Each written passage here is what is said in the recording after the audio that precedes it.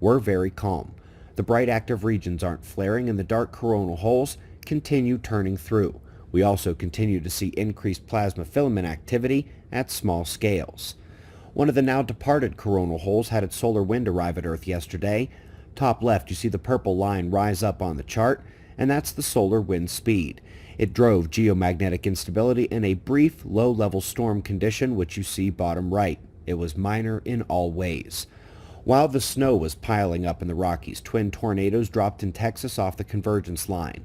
Looking ahead to tonight, more snow for the western side of the system and more severe weather on the eastern side.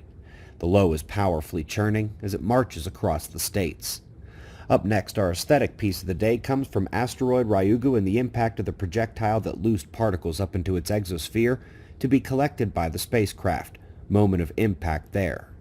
Folks, we have another article describing how the Arctic polar vortex is changing. It's getting colder there, breaking records, and one of the main things working this part of the world is Earth's weakening magnetic field. More records will be broken as time marches on. We've got an excellent paper reviewing the cardiac and psychological aspects of interacting with the electromagnetic output of a star, from sudden heart attack deaths to loss of cognitive function and emotional instability. Good review. Last but not least, an excellent look at solar storm recurrence. It's one of those papers that makes you wish the sun was going into grand minimum now instead of being ahead of schedule in the 11-year sunspot cycle after only 15 months of it.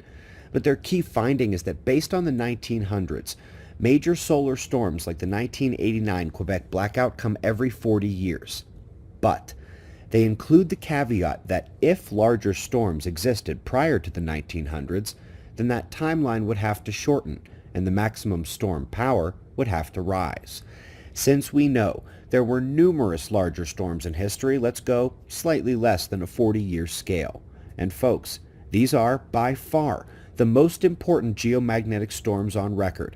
They're happening about every 30-something years, and the only notable geomagnetic storms not on this list are the 1972 and 2003 events, which indeed were less powerful, but made news because they managed strong electrical disruptions.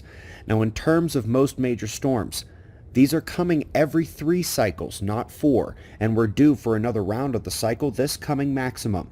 Any such event today with Earth's weakening magnetic field, and we're in big trouble. Sure, we could get lucky, and it might just be like the Quebec blackout in 1989, or it could send the entire world back to darkness. We greatly appreciate your support.